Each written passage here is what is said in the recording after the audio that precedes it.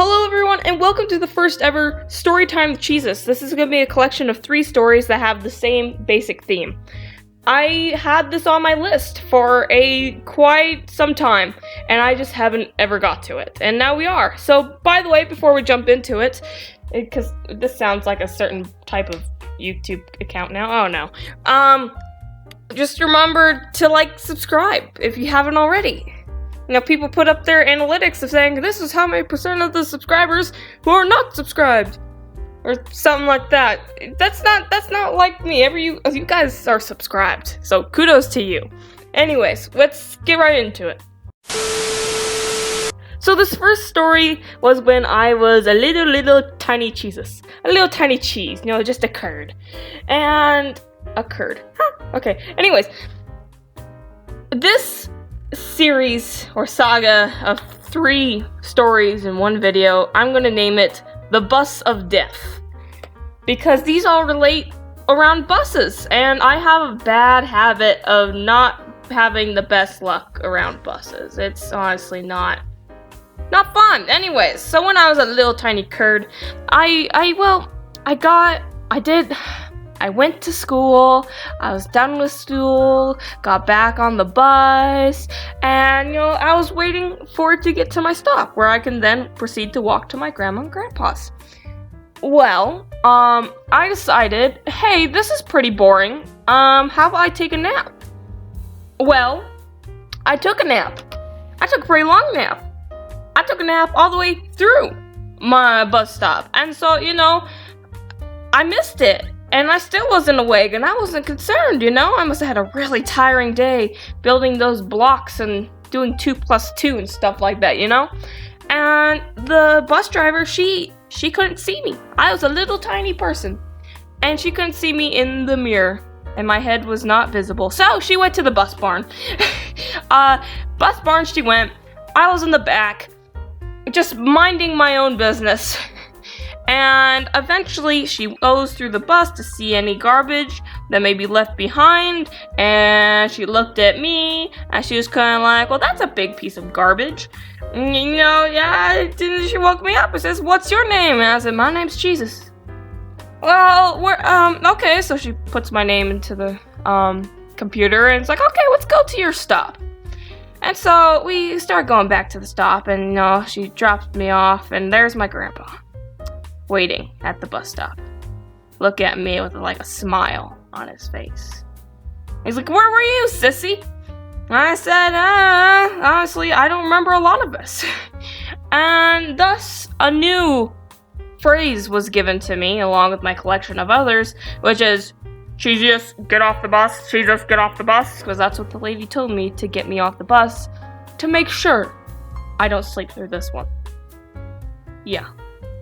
That story was told to me by my mother and my grandparents because I was too little to remember, but I know it well enough now that I can just tell it. So, let's move on to the second story, which I will admit, not as fun as the first one, but it's building up to the third finale. Because the third finale is, well, it was the funnest time on a bus. Anyways, this was my first time riding on a public bus, and I'd never rode on a public bus before. Not really my forte, so to say. And so my mother was there, following the bus to make sure I get off at the right stop. And a lot of things can happen in one period of time.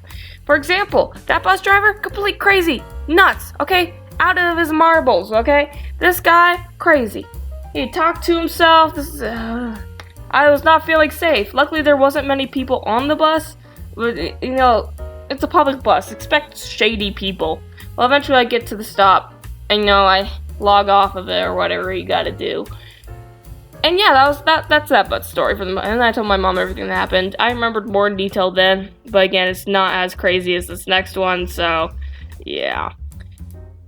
Let's go on to the next and final bus story, which was a bit of an oops, and you're gonna need some background information for this one. So I'm in 9th grade, right? And we have this final project that we do at the end of the year that our group plans for. It thinks all about it. It gets a contact with the organization that we go and volunteer for. Everything is to plan, okay? And it gets to the day that we arranged where we can go on a bus and go down to the city to volunteer at this place. And I was told that my group was leaving at 9:15. Newsflash. No, it was not 9:15. 9:15 was not the time we were leaving. Instead, it was 9:10. And so when the announcements came on saying 9:10 bus come down, I was not there. I didn't realize a person who was in my class, who was also in my group, left. I just thought they had to use the restroom. Yeah. And so when they said 9:15, I got up out of class. I went down to the lunchroom. And they said, okay, go in your groups. And my group wasn't there, nor was my teacher. Yeah, so I go to one of the faculty, or whatever they're called, chaperones. I'm like, hey, I don't see my group or my teacher. And she said, well, where were you going? I said, we're going to this one volunteer where we help people who are disabled.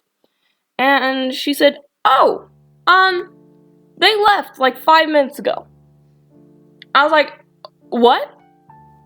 And she's like, yeah. I was like, oh no. Now you may be wondering, how's this a bus story? You missed your bus, right? Yeah, well, pretty big project. Not gonna miss out on it, so I go to a different volunteer center. Turns out there's another guy there who also got confused like me. And so we ended up going on a different bus, going in the exact opposite direction of the other volunteer place, and going to volunteer at this new place, where instead of playing and being and cooking and, you know, all this stuff with people who are disabled, instead I was cleaning a building. Which I guess is fine. I mean, cleaning's fine. And it was done rather quickly because there was a lot of people, but that's not the end of it though. Because while I was writing there, I called up my mother and said, Ma, you will never believe what just happened. She said, what? I said, I'm on the wrong bus. She says, what? I said, Mom, I missed my bus, so they put me on a different bus. And now I'm going in the opposite direction. And I'm rolling with it. And you just hear in the background hysteric laughter because my grandma and grandpa were there. Oh, and I could hear the same line they were saying. Oh, Jesus, get off the bus. Jesus, get off the bus. Don't mind the clock, it's just back there. Okay, you may not even be able to hear it. So, she's like, oh my god. What are you going to eat? How are you going to eat? Where are you going? And I was like, okay, this is where I think I'm going. I'm not entirely sure, but, you know, I'm guessing. And don't worry, I always keep an emergency $10 in my jacket. So, I'm fine with lunch. Oh, she's like, oh, thank goodness. So we go there, we clean, we go have lunch, and yada yada.